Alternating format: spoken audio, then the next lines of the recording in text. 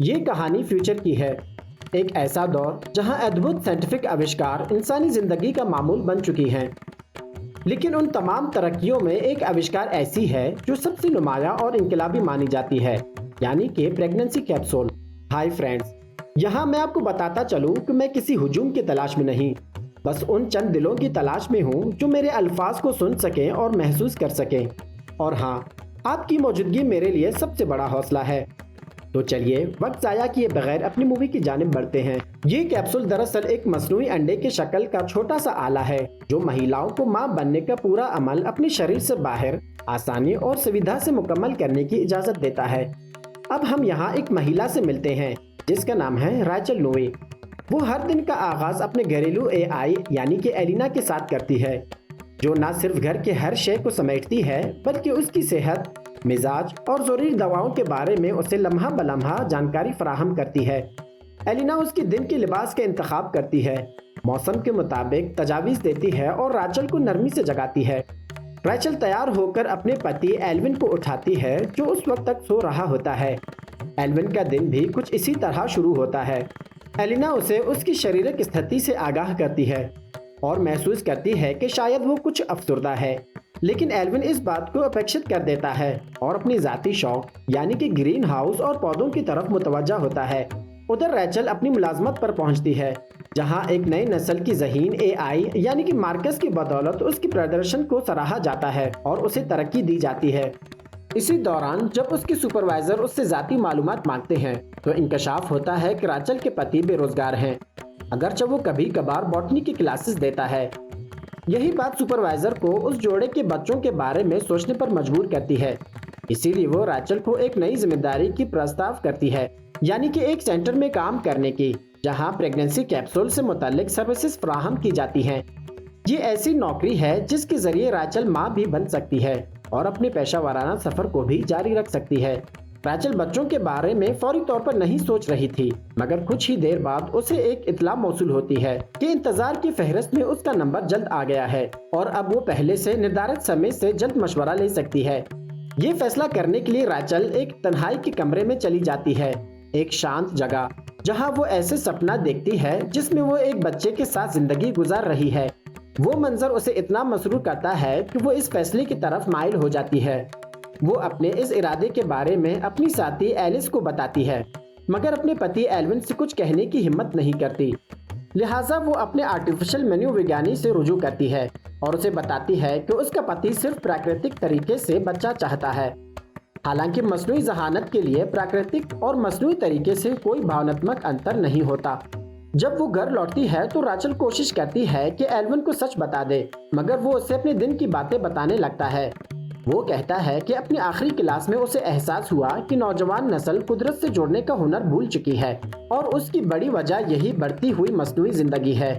Rachel تب بھی خاموش رہتی ہے اور آخر کار سینٹر کا دورہ کرتی ہے جہاں اس کی ملاقات ڈاکٹر لینڈا سے ہوتی ہے، جو ان ماؤں کو تفصیل سے بتاتی ہے کہ کیپسول کس طرح کام کرتے ہیں۔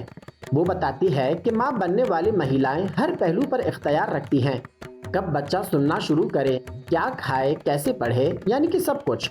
ریچل لینڈا کی باتوں سے سنتشٹ ہو جاتی ہے اور آخر کار پہلا قدم اٹھاتے ہوئے کیپسول کے لیے ابتدائی ادائیگی کر دیتی ہے۔ پھر وہ ہمت کر کے اپنے پتی کو سب کچھ بتا دیتی ہے۔ ایلون غصے میں آ جاتا ہے، خاص طور پر اس بات پر کہ ریچل نے ان دونوں کا نام کافی پہلے ہی انتظار کی فہرست میں شامل کروا دیا تھا اور اسے بنا بتائے سب کچھ طے کر لیا تھا، مگر ساتھ ہی وہ ریچل کی اتجنا کو دیکھ کر خاموش ہو جاتا ہے۔ وہ وعدہ کرتا ہے کہ اس طریقہ پریگننسی کو سمجھنے کی پریاس کرے گا۔ بعد میں وہ دونوں ایلس اور اس کے پتی کے گھر جاتے ہیں جو ایک کیپسول میں بچہ پال رہے ہیں۔ وہ دیکھتے ہیں کہ ایک ننھا بچہ انڈے میں آرام سے جھول رہا ہے جیسے کوئی اسپیس کریڈل ہو۔ ایلس خوشی سے کہتی ہے کہ یہ سب کچھ حاصل کر کے اس نے بنا شریرک پریشرم کے ماں بننے کا تجربہ حاصل کیا اور یہی مہیلاؤں کے مسائل کا سپر حل ہے۔ اتنی ساری بات چیت کے باوجود ایلون اپنی پتنی پر یہ بات واضح کر دیتا ہے کہ بچے مصنوعی ماحول میں پالن پوشن پاتے ہیں اور وہ اس طرح کے طریقے سے اولاد حاصل کرنے کے بجائے پراکرتک طریقے سے پتا بننا پسند کرے گا۔ ریچل ایک بار پھر اسے قائل کرنے کی کوشش کرتی ہے اور اسے ایلسا سے ملاقات کا مشورہ دیتی ہے، مگر ایلون اسے ایک ایسی ہستی قرار دیتا ہے جو نہ ہی آتما رکھتا ہے اور نہ چتنا۔ اور جیسے اس کی زندگی کے فیصلے کرنے کا کوئی حق ہی نہیں۔ چنانچہ وہ بالکل قائل نہیں ہوتا، اس کے بجائے وہ مسلسل اپنے خدشات ریچل سے بیان کرتا رہتا ہے، جو ایک ہی موضوع پر بار بار بحث سے تھک چکی ہے۔ آخر کار ریچل یہ فیصلہ کرتی ہے کہ فی الحال مصنوعی طریقے سے بچہ پیدا نہ کیا جائے، کیونکہ دونوں پراکرتک ہونے پر وچار کر رہے ہیں۔ تاہم آخر کار ایلون کا دل بدل جاتا ہے۔ وہ اپنے پتنی کی آنکھوں میں اس خواہش کی شدت دیکھ کر مصنوعی انڈے کے طریقے کو قبول کر لیتا ہے۔ اگلے دن دونوں سینٹر جا کر اپنے بچے کے حوالے سے مختلف استھتیاں پر رضامند ہوتے ہیں۔ پہلی استھتی یہ طے پاتی ہے کہ بچہ ایلون کا حیاتیاتی بیٹا ہوگا، کیونکہ اس مرکز میں ایسی سہولت موجود ہے جہاں مہیلاؤں کی مواد سے مرد کی ضرورت کو بھی ختم کیا جا سکتا ہے۔ دوسری استھتی یہ ہے کہ ان کے بچے کی جنس پراکرتی سویہ نردھارت کرے گی۔ ان تمام باتوں کے طے ہونے کے بعد وہ دونوں ایک لائیو نشریات دیکھتے ہیں، جس میں ایلون کے اسپرمز تیزی سے ریچل کے ایگ کی طرف بڑھ رہے ہوتے ہیں، یہاں تک کہ ایک اسپرم ایگ کے اندر داخل ہو کر اسے فرٹیلائز کر دیتا ہے۔ اس کے ترنت بعد ریچل اور ایلون اپنے والدین کو یہ خوشخبری سناتے ہیں، لیکن ریچل کے والدین خاص طور پر اس بات پر زیادہ فکر مند ہوتے ہیں کہ ایلون ان کا پرانا دہی مکان بیچنا چاہتا ہے۔ بچے کی آمد سے زیادہ یہ معاملہ ان کے لیے اہم ہوتا ہے۔ اگلے دنوں میں ریچل اپنی معمول کی ٹیکنالوجی پر مرکوز زندگی جاری رکھتی ہے، جبکہ ایلون اپنے اسٹوڈنٹس کو نیچر کی سندرتا کا احساس دلانے کی کوشش کرتا ہے۔ ایک دن ریچل دور سے اپنے بچے کے کیپسول سے جڑتی ہے، کیونکہ ابتدائی دنوں میں اس کی دیکھ بھال گھر سے بھی کی جا سکتی ہے۔ وہ چاہتی ہے کہ کیپسول میں ہلکی موسیقی کا ماحول رکھا جائے، حالانکہ ایلون اسے بتاتا ہے کہ اس مرحلے میں بیبی کچھ بھی محسوس نہیں کر سکتا۔ اس کے باوجود ریچل سینٹر جاتی ہے، جہاں وہ دیگر ماؤں کے ساتھ کیپسول کی دیکھ بھال کی مشق کرتی ہے۔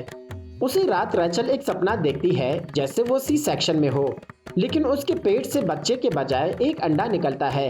وہ اس سپنا سے خوفزدہ ہو جاتی ہے۔ اپنے خدشات کے جواب کے لیے وہ ایلسا سے رجوع کرتی ہے، جو اسے تسلی دیتی ہے کہ یہ خواب دراصل اس بات کی علامت ہے کہ اس نے اپنے بچے کی پیدائش کے لیے درست طریقہ اختیار کیا ہے۔ ہفتوں کے انتظار کے بعد 90 دن وہ دونوں اپنے بچے کو پہلی بار دیکھتے ہیں۔ وہ ابھی بہت چھوٹا ہوتا ہے، لیکن سوابھاوک روپ سے وکست ہوتا ہے۔ ریچل اپنے بچے کے لیے کمرہ تیار کرنا شروع کر دیتی ہے۔ ایلون اس میں نیچر کا رنگ بھرنے کے لیے زیتون کی شاخ رکھ دیتا ہے۔ ایلون کہتا ہے کہ وہ یہ شاخ دہی مکان کے صحن میں لگائے گا، وہی مکان جو ریچل بیچنا چاہتی ہے، لیکن ایلون بضد ہوتا ہے کہ ان کا بچہ قدرت سے محروم نہ ہو۔ ایک نشست کے دوران ریچل کی ملاقات ایک ایسی مہیلا سے ہوتی ہے جو پراکرتک طریقے سے پریگننٹ ہے۔ ریچل اس کا پیٹ چھوئے بغیر نہیں رہ پاتی تاکہ بچے کو محسوس کر سکے۔ یہی تجربہ اسے اس بات پر مجبور کرتا ہے کہ وہ اپنے کیپسول کو گھر لے آئے، کیونکہ یہ اب گھریلو دیکھ بھال کے مرحلے میں آ چکا ہوتا ہے۔ مگر اس جوڑے کو معلوم نہیں ہوتا کہ کیپسول کی دیکھ بھال کیسے کی جائے۔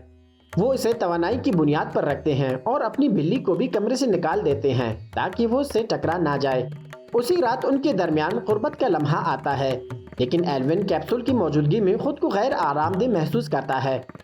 وہ اسے دوسرے کمرے میں لے جانے کی کوشش کرتا ہے، مگر پھسل کر گرتے گرتے بچتا ہے، جس پر ریچل سخت ناراض ہو جاتی ہے۔ ایلون وضاحت کرتا ہے کہ حقیقی دنیا میں بچے گرتے بھی ہیں، یہ فطری بات ہے۔ اگلے دن وہ دونوں ابتدائی تعلیم کے لیے سینٹر کا دورہ کرتے ہیں۔ وہاں وہ دیکھتے ہیں کہ بچے خود کچھ نہیں کرتے، سب کچھ اے آئی کے ذمہ ہوتا ہے اور بچوں کو بس رائے دینے کی پرشکشن دی جا رہی ہوتی ہے۔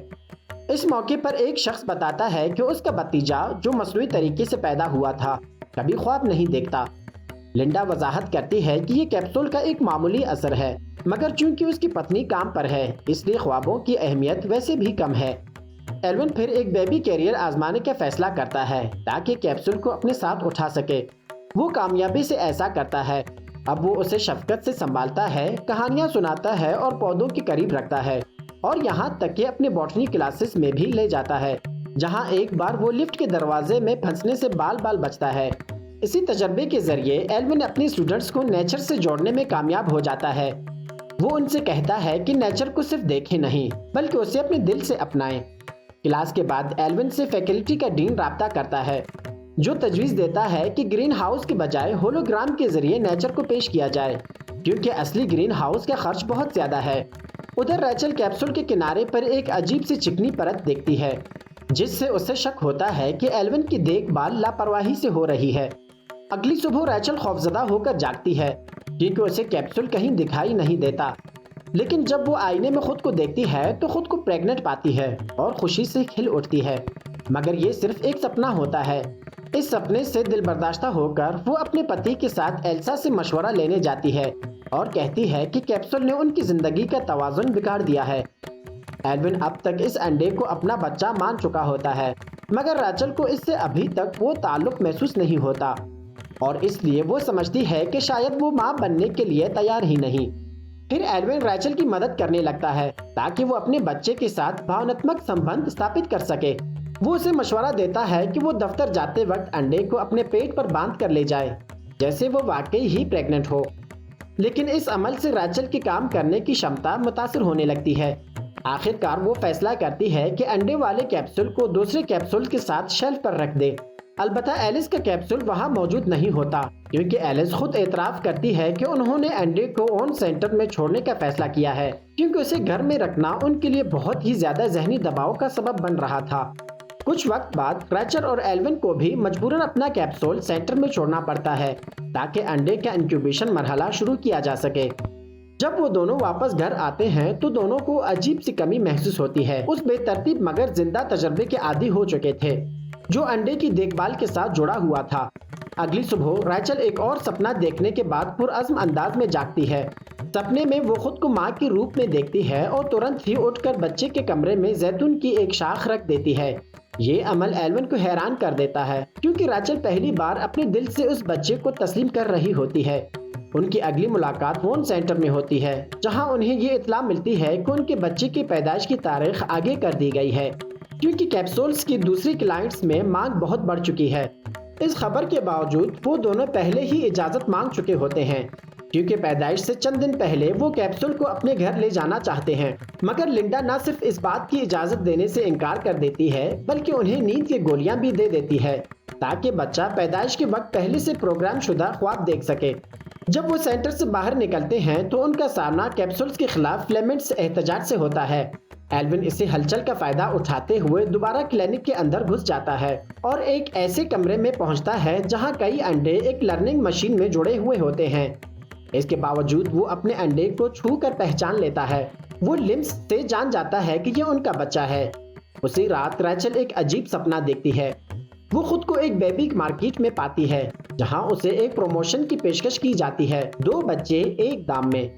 اگلی صبح جاگتے ہی ریچل اپنے پتی سے صاف صاف کہتی ہے کہ وہ چاہتی ہے کہ ان کا بچہ ان کے دہی گھر میں پیدا ہو، قدرت کے قریب، سبزے اور سکون کے درمیان۔ ایلوین لنڈا سے دوبارہ ملاقات کرتا ہے تاکہ یہ بات طے کر سکے، لیکن لنڈا سختی سے انکار کر دیتی ہے۔ وہ کہتی ہے کہ یہ انڈے بہت قیمتی ہوتے ہیں اور ایسے خطرات مول لینا ممکن نہیں، لہٰذا جوڑے کو فوراً کیپسول واپس کرنا ہوگا۔ مگر ریچل اور ایلوین اس حکم کو نظر انداز کرتے ہیں اور اپنے دہی گھر کی طرف روانہ ہو جاتے ہیں، ایک چھوٹے سے جزیرے پر واقع وہ گھر جہاں قدرت کی قربت انہیں نئی زندگی کی امید دیتی ہے۔ وہاں ریچل فضا کی تازگی اور سبزے کی مہک میں خود کو مکمل محسوس کرتی ہے۔ ایلوین ہر چیز کے بارے میں دلچسپ باتیں بتاتا ہے اور یہاں تک کہ ریچل کو ایک درخت کو گلے لگانے پر آمادہ کرتا ہے۔ اسی دن وہ دونوں ایک زیتون کا درخت لگاتے ہیں، پھر ساحل سمندر کی طرف نکل جاتے ہیں، اپنے ساتھ کیپسول کو بھی لے کر، جو اس قدرتی ماحول میں حیرت انگیز انداز میں نشوونما پا رہا ہوتا ہے۔ مگر اچانک انڈے کی توانائی کا مرکز بند ہو جاتا ہے اور کیپسول کام کرنا بند کر دیتا ہے۔ ایلوین جلد ہی سمجھ جاتا ہے کہ وون سینٹر سے انہیں ریموٹلی منقطع کر دیا گیا ہے۔ یہ سنتے ہی ریچل ترنت ہی واپس سینٹر جانے پر زور دیتی ہے، مگر ایلوین انکار کر دیتا ہے۔ وہ یاد دلاتا ہے کہ بچے کی پیدائش میں اب صرف چند گھنٹے ہی باقی ہیں اور وہ بغیر کیپسول کے بھی اسے دنیا میں لا سکتے ہیں۔ اگلی صبح کیپسول ایک مخصوص برتھ ڈے سانگ بجانے لگتا ہے، مگر مسئلہ یہ ہوتا ہے کہ اسے کھولا نہیں جا سکتا کیونکہ اس کا کوڈ صرف سینٹر کے پاس ہوتا ہے۔ ایلوین آخر کار ایک ہتھوڑا اور چھینی اٹھاتا ہے اور کیپسول کو توڑنے کی کوشش کرتا ہے۔ یہ عمل کیپسول کو مکمل طور پر نقصان پہنچا دیتا ہے، مگر وہ کامیابی سے اپنا بچہ نکال لیتے ہیں، ایک بالکل صحت مند نیو برن بیبی۔ اگلی صبح ریچل انڈے سے ٹکڑے اور وہ اوزار وون سینٹر کو بھیج دیتی ہے جن کی مدد سے انہوں نے کیپسول توڑا تھا۔ یہ سب کچھ کرنے کے بعد وہ اپنے پتی اور بچے کے ساتھ اپنے خوبصورت دہی گھر واپس لوٹتے ہیں، تیار اس بات کے لیے کہ وہ اب مکمل قدرتی ماحول میں اپنے بچے کی پرورش کریں گے۔ اس کے ساتھ ہی اس خوبصورت سی مووی کی کہانی یہیں پہ ختم ہو جاتی ہے۔